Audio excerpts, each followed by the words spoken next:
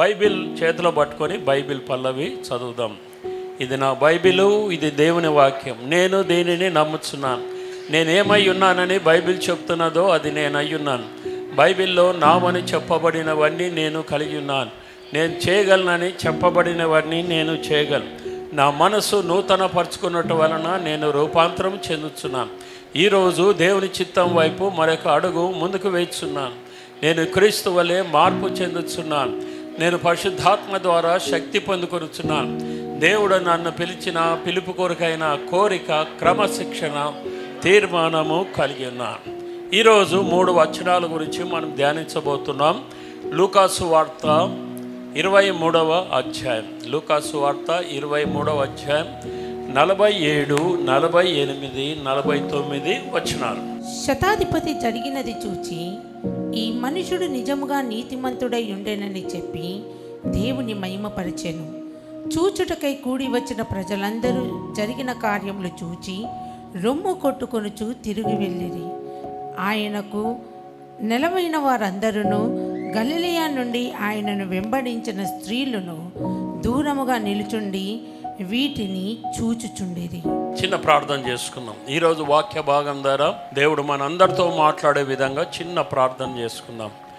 ప్రేమమయుడ దయని తండ్రి, యేసు ప్రభు నామమున మీకు వందనాలు, స్తోత్రాలు చెల్లిస్తున్నాం నాయన. చదవబడిన వాక్య భాగం ద్వారా నాతో మాతో మీరు మాట్లాడమని యేసు ప్రభు నామమున ప్రార్థించి వేడుకొచ్చున్నాం తండ్రి, ఆమేన్. గుడ్ ఫ్రైడేని చాలామంది సాడ్ ఫ్రైడేగా చేస్తున్నారు. గమనించండి, ఇది సాడ్ ఫ్రైడే కాదు, గుడ్ ఫ్రైడే. యేసు ప్రభు ఈ శుక్రవారం నాడు ప్రపంచంలో అన్ని శిక్షల కన్నా గొప్ప శిక్ష, కఠినమైన శిక్ష సిలువలో ఆయన అనుభవించాడు. దాన్ని ఎందుకు మనము గుడ్ ఫ్రైడే అంటున్నాం? దుఃఖకరమైన శుక్రవారం అని ఎందుకు అనడం లేదు? కారణం ఏమంటే, యేసు ప్రభు సిలువలో చనిపోయి తిరిగి లేవకుండా ఉంటే మనం ఎవ్వరమే కానీ మన పాపాలకు క్షమాపణ పొంది ఉండేవాళ్ళము కాదు. మనము పరలోకానికి వెళ్ళేవారము కాదు. ఈరోజు మనం ఏవైతే దీవెనలు, ఆశీర్వాదాలు పొందుతున్నామో అవన్నీ పొందకుండా ఉండేవారు. మానవుడు పూర్తిగా పతనం అయిపోయినాడు. తాత ముత్తాతల కాలం నుండి శాపం అనేది మానవులను వెంటాడుతున్నది. ఆ శాపం నుండి విడిపించగలిగిన వాడు ఎవరూ లేరు. మ్రాను పైన వేలాడిన వాడు శాపగ్రస్తుడని బైబిల్లో రాయబడి ఉన్నది. నీ శాపము, నా శాపము తొలగించడానికి యేసు ప్రభు లోకానికి వచ్చాడు. మన పాపములు, జన్మ కర్మ పాపములు, చూపుల ద్వారా, మాటల ద్వారా, క్రియల ద్వారా, తలంపుల ద్వారా మనం చేసే పాపాలన్నిటికీ మనము శిక్ష పొందాలి. దేవుని న్యాయస్థానంలో నువ్వు నేను శిక్ష పొందాలి. దేవుని ఉగ్రత మనపైకి రావాలి. కానీ ఆ శిక్షను యేసు ప్రభు పొందుకున్నాడు. క్రీస్తు యేసునందున్న వారికి ఏ శిక్షా విధి లేదు. కారణం ఏమంటే, నీ శిక్ష, నా శిక్ష ఆయన భరించాడు. మన రోగముల కొరకు యేసు ప్రభు సిలువలో చనిపోయాడు.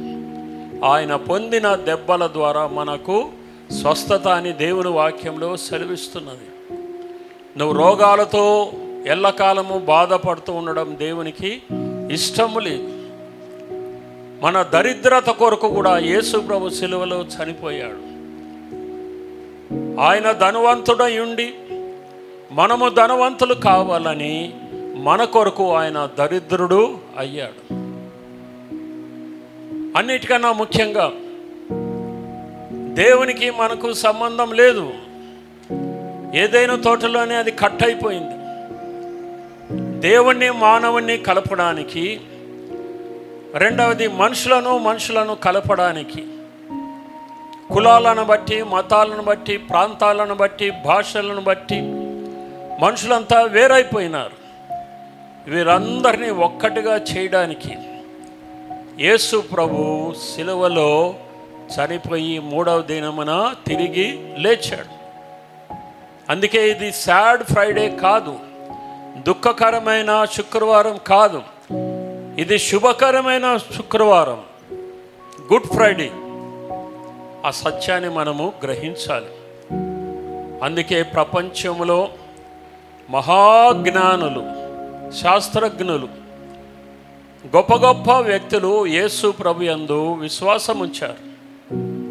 ఒక అజ్ఞానులే యేసు ప్రభును తెలుసుకోలేకపోతున్నారు. యేసు ప్రభు యొక్క బోధలు, ఆయన మనకు చూపిన విలువలు ఒకవేళ మనం గ్రహించి వాటిని పాటించినట్లయితే మన దేశం ఎప్పుడో పరలోకంగా మారిపోయిండేది. కాబట్టి ప్రియులారా, ఈ గుడ్ ఫ్రైడే రోజు ఏదో ఉపవాసం ఉంటున్నాం, మాంసం తినడం లేదు, పెళ్ళిళ్ళు చేసుకోవడం లేదు, యేసు ప్రభు కొరకు బాధపడుతున్నాం అని కొంతమంది ఆచార రీతిగా మతంలో ఉన్నవారు ఆ విధంగా చేస్తారు. యేసు ప్రభు అన్నాడు, నా కొరకు ఏడవకండి, మీ కొరకు మీ పిల్లల కొరకు ఏడవండి, మీ వైకాసుల కొరకు ఏడవండి. నేను వచ్చిందే వాళ్ళను రక్షించడానికి వచ్చాను, మీరేదో నా కొరకు బాధపడడానికి కాదు. సరే, ఇప్పుడు చదువుబడినటువంటి వాక్య భాగంలో 3 వచనాలు మనము ధ్యానిద్దాము. మొట్టమొదటిది ఏమంటే 47వ వచనం. మీ బైబిల్స్ తీసి పెట్టండి, 23వ అధ్యాయం చూడండి. మొట్టమొదటిది ఏమంటే 47వ వచనం. శతాధిపతి జరిగినది చూచి ఈ మనుషుడు నిజముగా నీతిమంతుడై ఉండేనని చెప్పి దేవుని మహిమపరచెను. దేవునికి స్తోత్రం. హల్లెలూయా. హలో, బాగా వినండి. శతాధిపతి అనగా 100 మంది సైనికులకు అధిపతి. సహస్రాధిపతి అనగా 1000 మంది సైనికులకు అధిపతి అన్నమాట. కానీ ఇక్కడ ఈ శతాధిపతి ఒక స్టేట్మెంట్ ఇస్తున్నాడు, ఒక ప్రకటన చేస్తున్నాడు. యేసు ప్రభు ఆ సిలువలో ప్రాణం పెట్టిన తర్వాత ఈ శతాధిపతి ఏమంటున్నాడు అంటే, ఇతడు నిజముగా నీతిమంతుడు. దేవునికి స్తోత్రం. హల్లెలూయా. అంతకుముందు ఎంతోమంది హేళన చేశారు, నువ్వు రక్షించుకో, మమ్ములను కూడా రక్షించు అని అన్నారు. నువ్వే రక్షించుకోలేకపోతే ఇతరులను ఏమి రక్షిస్తావు అని అన్నారు. నానా విధాలుగా హేళన చేశారు. కానీ శతాధిపతి యేసు ప్రభును హింసిస్తున్నటువంటి ప్రతి సంఘటనలో ఆయనను చూస్తూనే ఉన్నాడు, ఆయనను గమనిస్తూనే ఉన్నాడు. ఎందుకనగా ఆయన సైనికులు కూడా, ఆయన కింద ఉన్నవారు యేసు ప్రభుని హింసించడం ఆయన చూస్తూనే ఉన్నాడు. ఆయన రాజు కదా అని మామూలు కిరీటం పెట్టకుండా ముళ్ళ కిరీటం పెట్టినారు తలకు. ఆయన ముఖం మీద పిడిగుద్దులతో గుద్దినారు, ముఖం పైన ఉమ్మి వేసినారు. నిన్ను కొట్టినది ఎవరో చెప్పు అని ఆయన కళ్ళకు గంతలు కట్టేసి ఆయనను హేళన చేసి ఆడుకుంటున్నారు. ఇవన్నీ కూడా శతాధిపతి చూస్తూనే ఉన్నాడు. మరి రోమీలు వాడే కొరడా ఎట్లా ఉంటుంది అంటే, ఒక కర్రలాగా ఉంటుంది. ఆ కర్రకు గొలుసులు ఉంటాయి. ఆ గొలుసుల చివర్లో ఇనుప కొంకీలు ఉంటాయి.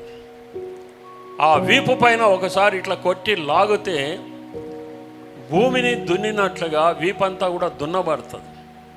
అట్లా 39 సార్లు ఆయనను కొరడా దెబ్బలు కొట్టినారు. వీపంతా కూడా చిట్లిపోయింది, రక్తమంతా కారిపోతున్నది.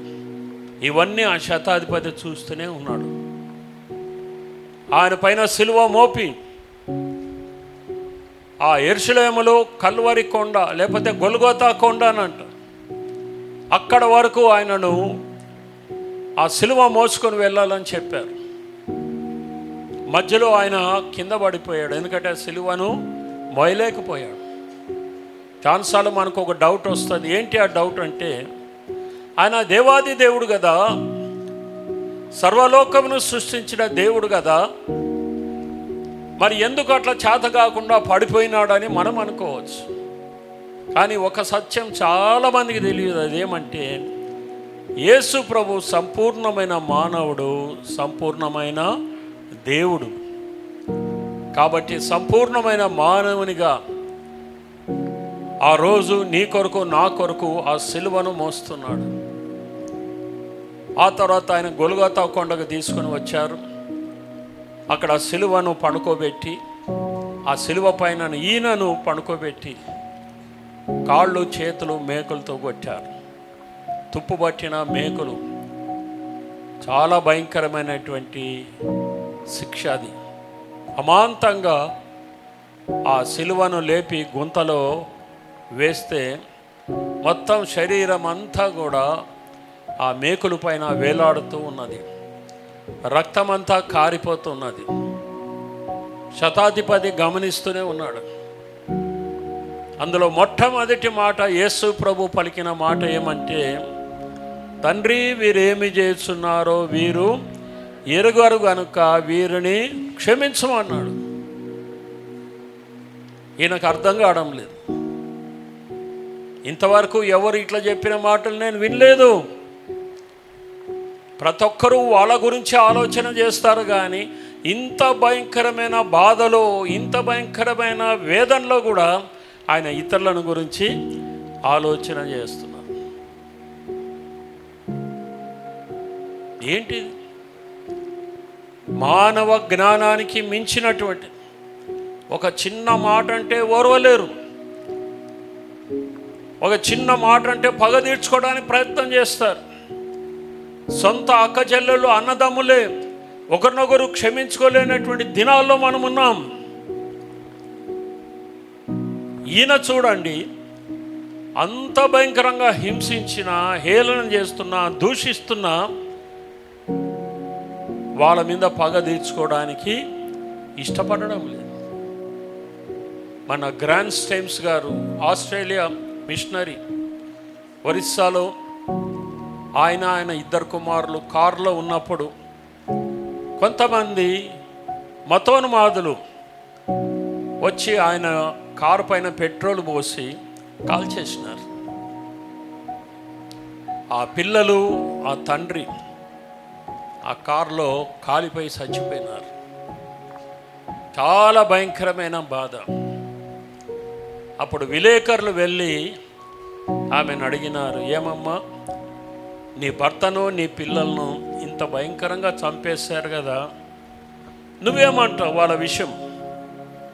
ఆమె ఏమన్నదంటే, వాళ్ళ మీద నాకు ఏ కోపము లేదు, వాళ్ళను నేను క్షమిస్తున్నాను.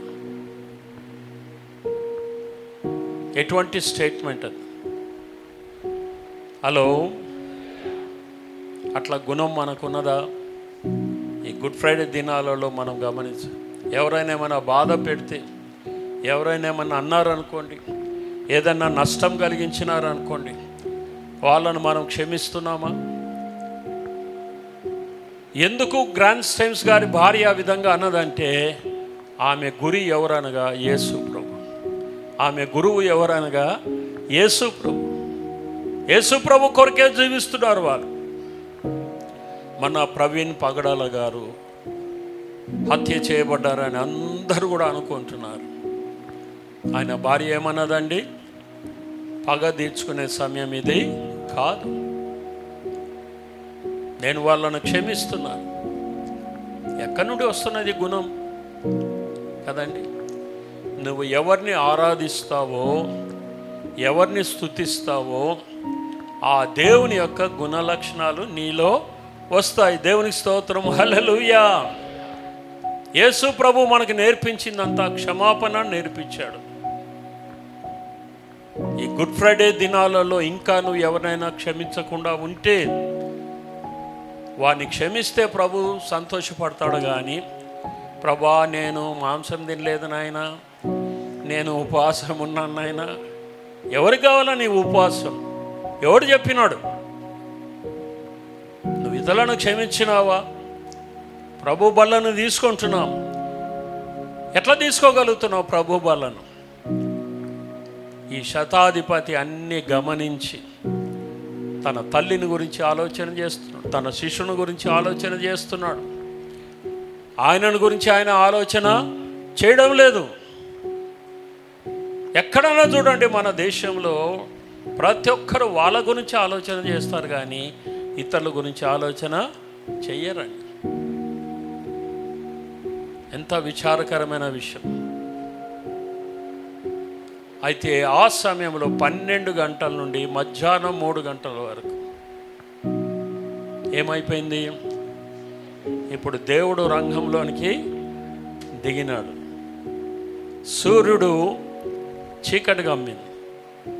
ఒక దైవజనుడు ఏమన్నాడంటే, సృష్టికర్త అయిన యేసు ప్రభు ఆ సూర్యుని కూడా సృష్టించాడు కాబట్టి ఇంత ఘోరంగా యేసు ప్రభును సిలువ వేస్తుంటే సూర్యుడు కూడా చూడలేకుండా కళ్ళు మూసుకున్నాడంట.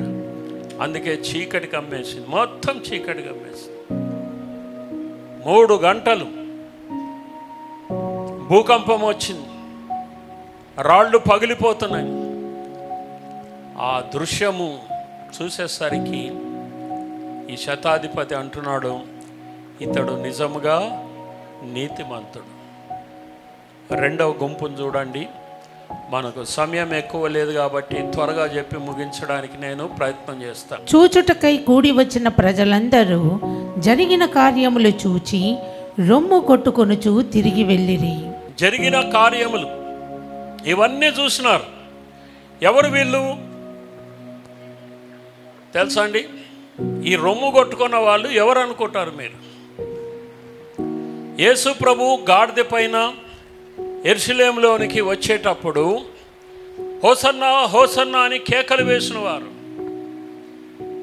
ఖర్జూరపు మట్టలు పట్టుకొని దేవుని స్తుతించినటువంటి వారు. శుక్రవారం వచ్చేసరికి ఇదే ప్రజలు ఏమంటున్నారు? సిలువ వేయి, సిలువ వేయి అని అంటున్నారు. హలో, ఏమంటున్నారండి? సిలువ వేయండి, యేసు ప్రభు సిలువ వేయండి అని. అదే ప్రజలే. పిలాతు కూడా ఏం చేయాలో అర్థం కాలేదు. పిలాతు అప్పుడు గవర్నర్, రోమా గవర్నర్. అదంతా రోమీల ఆధీనంలో ఉన్నది. పిలాతుకి ఏం చేయాలో అర్థం కాలేదు. ఆయనకు తెలుసు ఇతడు నీతిమంతుడని తెలుసు, కానీ కేకలు ఎక్కువైపోతున్నాయి. ప్రజల కేకలే ఎక్కువగా వినబడుతున్నాయి. ఎక్కడ మెజారిటీ ఉంటే ఈ రాజకీయ నాయకులు అటువైపే మొగ్గుతారు అన్నమాట. అక్కడ సత్యం లేకపోయినా కూడా ఇప్పుడు మనం చూస్తున్నాం కదండి, రాజకీయ నాయకులందరినీ చూస్తున్నాం. ఎటు మెజారిటీ ఉంటే వాళ్ళకే సపోర్ట్ చేస్తాం, మైనారిటీని ఎవరు పట్టించుకోరు. ఆ విధంగా ఈ ప్రజలు ఆ రోజు రొమ్ము కొట్టుకుంటున్నారంట. సూర్యుడు చీకటిగా మారిపోయినప్పుడు, భూకంపం వచ్చినప్పుడు యేసు ప్రభు ఎవరిని ఏమనడం లేదు, ఇంకా క్షమిస్తున్నాడు. ఇవన్నీ చూసిన వాళ్ళు ఇక రొమ్ము కొట్టుకుంటున్నారు. ఏంటి దాని అర్థము? పశ్చాత్తాపడుతున్నారు. చెప్పండి, పశ్చాత్తాపడుతున్నారు. అయ్యో, అనవసరంగా మేము ఈయనను సిలువ వేయమని కేకలు వేశాం, ఎంత పొరపాటు చేశాం. ఇటువంటి వాడు లోకంలో ఎవరైనా ఉన్నారా? ఎవరూ లేరు. 10,000లో అతి సుందరుడు. షూలమతిని అడిగితే, ఏమమ్మా నీ ప్రియుని యొక్క విశేషం ఏమంటే, ఆయన 10,000లో ఆయన వంటి వారు ఎవరు ఈ లోకంలో లేరు. అందరూ పగ తీర్చుకోమని నేర్పించారు, ద్వేషించమని నేర్పించారు, కానీ ఈయన ఒక్కడే క్షమించమని నేర్పిస్తున్నాడు. ఎవరున్నారు అట్లా? వాళ్ళు రొమ్ము కొట్టుకుంటున్నారు. ఎంత పొరపాటు చేశాం, ఎంత పొరపాటు చేశాం. ఆ గిల్టీ కాన్షియస్ అంటారు. గిల్టీ కాన్షియస్ అంటే మేము పొరపాటు చేశాం. దేవుడు మనకు మనసాక్షి అనేది ఒకటి పెట్టినాడు. తప్పు చేసినప్పుడల్లా ఈ మనసాక్షి గంటలాగా కొట్టుకుంటుంటుంది అన్నమాట. నువ్వు తప్పు చేసినావు, తప్పు చేసినావు, తప్పు చేసినావు అని. కాబట్టి వీళ్ళు ఆ రోజు శుక్రవారం నుండి శనివారం అయిపోయింది, ఆదివారం అయిపోయింది, తర్వాత 10 రోజుల వరకు ఆ గిల్టీ కాన్షియస్ రోజు రోజుకు పెరుగుతున్నది, కానీ అది తరగడం లేదు. ఎప్పుడైతే పేతురు నిలబడి ప్రసంగం చేశాడో, ఇప్పటికైనా జరిగింది జరిగిపోయింది, మీరు తప్పు చేశారు, మన అధికారులు తప్పు చేశారు, అయినా పర్వాలేదు. పేతురు ఏమంటాడంటే, ఇప్పటికైనా మారు మనసు పొంది పాప క్షమాపణ నిమిత్తము బాప్తిస్మం తీసుకోమన్నాడు. ఉంది కదా అపోస్తుల కార్యం 2:38. వెంటనే అందులో 3,000 మంది ఏమన్నారో తెలుసా? అయ్యలారా, మేము రక్షణ పొందడానికి మా జీవితంలో ఈ గిల్టీ కాన్షియస్ అనేది మమ్మల్ని వేధిస్తున్నది, ఏం చేయాలి ఇప్పుడు అంటే మారుమనసు పొందండి. అదొకటే కదండి. యేసు ప్రభు తన రాకడ ఆలస్యం చేస్తున్నాడంట. ఎందుకో తెలుసా? అందరూ మారుమనసు పొందాలని. అపోస్తుల కార్యం 17:30 ఏమో రాయబడిందంటే, అందరూ అంతటా మారుమనసు పొందాలని దేవుడు మనుషులకు ఆజ్ఞాపిస్తున్నాడు. తర్వాత మీరు మారు మనసు పొందని ఎడల మీరందరూ అలాగే నశిస్తారని కూడా లూకా 13:5 రాయబడి ఉన్నది. దేవునికి కావాల్సిందల్లా ప్రజలు తన వైపు తిరగాలని, పాపాలు ఒప్పుకొని విడిచిపెట్టాలని దేవుడు ఆశిస్తున్నాడు. ఆ రోజు 3,000 మంది బాప్తిసం తీసుకున్నారు. దేవునికి స్తోత్రం, హల్లెలూయా. ఈరోజు కూడా మన మనసాక్షి గద్దిస్తున్నది. మనం చేసేది మంచి పని కాదు. పైకి బాగానే కనబడుతున్నాం, నటిస్తున్నాం, క్రైస్తవులమని నటిస్తున్నాం, కానీ రహస్య జీవితంలో పాపాలు చేస్తున్నాం. ఆ మనసాక్షి గంటలాగా కొట్టుకుంటున్నది. కానీ కొంతమంది ఏం చేస్తున్నారంటే హృదయాన్ని కఠినపరుచుకుంటున్నారు, మారు మనసు పొందడం లేదు. అందుకే గుడ్ ఫ్రైడేకి ముందుగా దేవుడు మరొక అవకాశం నీకు ఇస్తున్నాడు. ఇప్పటికైనా నీ పాపాలు ఒప్పుకొని విడిచిపెడితే నీ భవిష్యత్తు ఎంతో దీవెనకరంగా ఉంటుంది. లేకపోతే దేవుని యొక్క ఉగ్రత నీ పైకి వచ్చి నీ నాశనానికి నువ్వే కారణమవుతావు. చివరి గుంపు గురించి చెప్పి నేను ముగించేస్తాను. 49వ వచనం చదువుకుందాం. ఆయనకు నిలవైన వారందరూ గలిలియా నుండి ఆయనను వెంబడించిన స్త్రీలను దూరముగా నిలుచుండి వీటిని చూచుచుండిరి. గలిలియా నుండి యేసు ప్రభును వెంబడిస్తున్నారు. యేసు ప్రభుని ఈరోజు సిలువ వేస్తారంట అని వాళ్ళు ఎక్కడి నుండో వచ్చారు. ఎందుకనగా ఈ 3.5 సంవత్సరాలు యేసు ప్రభు యొక్క బోధలు విన్నారు, ఆయన పెట్టిన భోజనం తిన్నారు, ఆయన చేసిన అద్భుతాలు చూశారు, ఆయన శ్రేష్టమైన బోధలు వాళ్ళు విని ఎంతో ఆకర్షించబడ్డారు. యేసు ప్రభుని ఎంతగానో ప్రేమించారు. సిలువ వరకు వచ్చారు, కానీ ఎక్కడ నిలబడినారంటండి? దూరంగా నిలబడ్డారు. ఎందుకో తెలుసా? ఆ సిలువ దృశ్యము వాళ్ళు చూడలేకపోయినారు, సహించలేకపోయినారు. అయ్యో, ఏ పాపము ఎరగనటువంటి యేసు ప్రభుని ఇంత భయంకరంగా హింసిస్తున్నారని వాళ్ళు కూడా, ఆ సూర్యుడు ఎట్లయితే చూడకుండా తన కళ్ళు కప్పుకున్నాడో, ఈ మనుషులు కూడా ఏం చేసినారంటే దూరంగా నిలబడి చూస్తున్నారు. ఒక్క విషయం మనం గమనించాలి. దూరంగా నిలబడి బాధలో వేదనలో ఉన్న ఈ ప్రజలు ఆదివారం ఎట్లా ఉన్నారో తెలుసా? హలో, ఆదివారం ఎట్లా ఉన్నారండి? ఎంతో ఆనందం, ఎంతో సంతోషం. ఎందుకండి? యేసు ప్రభు తిరిగి లేచాడు, చావుని గెలిచి లేచాడు, మరణాన్ని గెలిచి లేచినాడు, పాపాన్ని గెలిచినాడు, సాతానును గెలిచినాడు. అందుకే బ్రహ్మం గారు ఒక మాట అన్నాడు, వీర వసంతరాయుడు వస్తున్నాడు, తిరిగి వస్తాడు అని. ఎవరి గురించి చెప్పాడు? యేసు ప్రభు గురించి. వీరుడు అంటే ఎవరు? మనుషులను చంపేవాడు కాదు, కామ క్రోధ మద మత్సరాలను జయించిన వాడే వీరుడు. యేసు ప్రభు వసంతుడుగా అంటే పెళ్లి కుమారునిగా ఆయన వస్తున్నాడు. ఆయన నమ్ముకున్న వాళ్ళంతా పెళ్లి కుమార్తె అని దేవుని వాక్యం సెలవిస్తున్నది.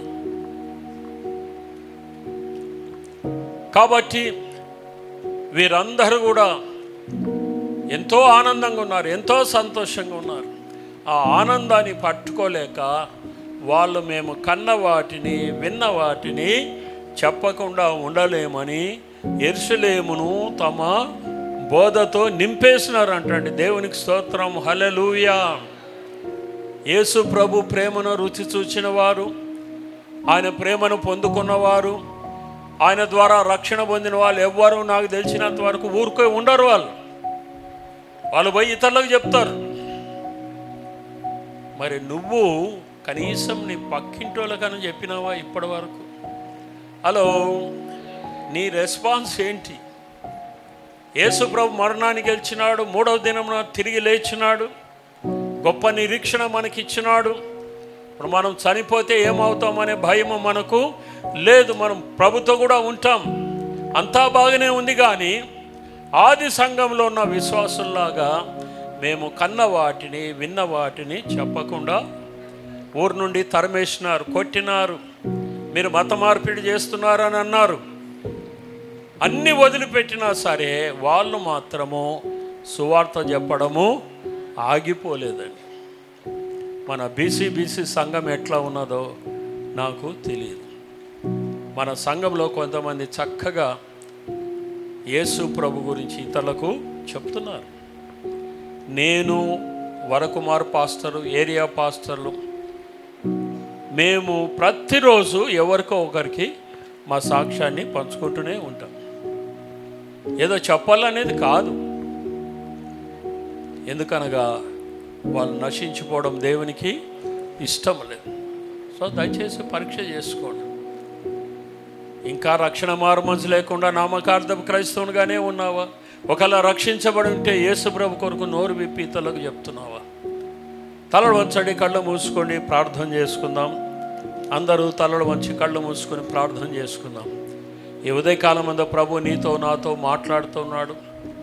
ఒకవేళ ఇంతవరకు మారుమనసు పొందకుండా రక్షణ పొందకుండా ఉంటే ఇదే మిక్కిలి అనుకూల సమయం, ఇదే రక్షణ దినం. ఇప్పటికైనా నీ పాపాలు ఒప్పుకొని మారుమనసు పొందితే నీ జన్మ కర్మ పాపాలన్నీ పటాపంచలైపోతాయి. నీకు శాంతి, నెమ్మది దొరుకుతుంది. చనిపోయినాక మోక్షం దొరుకుతుంది. ఈ లోకంలో కూడా ఒక అద్భుతకరమైన జీవితాన్ని నువ్వు జీవించగలుగుతావు. మరి ఆ 3వ గుంపు వాళ్ళు యేసు ప్రభు గురించి అనేకులకు చెప్పినారు. మరి నువ్వు ఇప్పటి వరకు ఎవరికైనా యేసు ప్రభు గురించి చెప్పినావా? అందరూ తలలు వంచి కళ్ళు మూసుకొని ఉంటుండగా ఈరోజు వాక్యం ద్వారా ప్రభు నాతో మాట్లాడినాడు. నా పాపముల కొరకే నేను పశ్చాత్తాపడుతున్నాను. నా మనసాక్షి నన్ను గద్దిస్తున్నది. ఇంతకాలం నేను హృదయాన్ని కఠినపరుచుకున్నాను. ఈరోజు ఒక తీర్మానం చేసుకుంటున్నాను. మీ కుడి చేయి పైకెత్తి చూపించండి, మీ కొరకై ప్రార్థన చేస్తాం. సహోదరి దేవుణ్ణి దీవించునుగాక, సహోదరుడా దేవుణ్ణి దీవించునుగాక. ఇంకా ఎవరైనా ఉంటే మీ కుడి చేయి పైకెత్తి చూపించి, సహోదరుడా దేవుణ్ణి దీవించునుగాక, సహోదరి దేవుణ్ణి దీవించునుగాక. ప్రార్థన చేసుకుందాం. వారు ఒక పాట పాడుతుండగా ఇంకా ఎవరైనా మారు మనసు పొందాలనుకుంటే ఇది ఒక మంచి సమయం.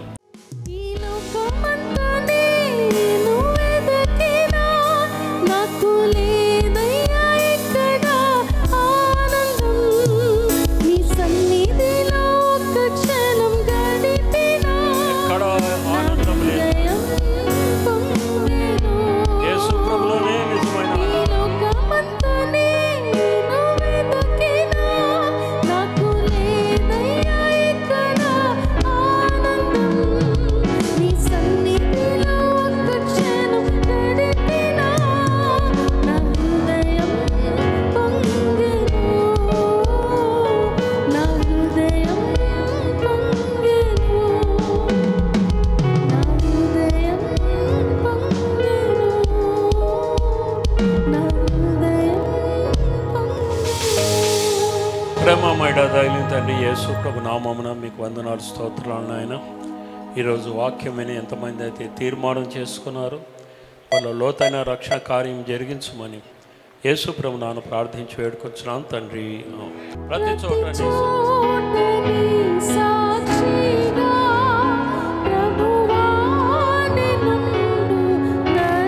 అందరం పాడదాం.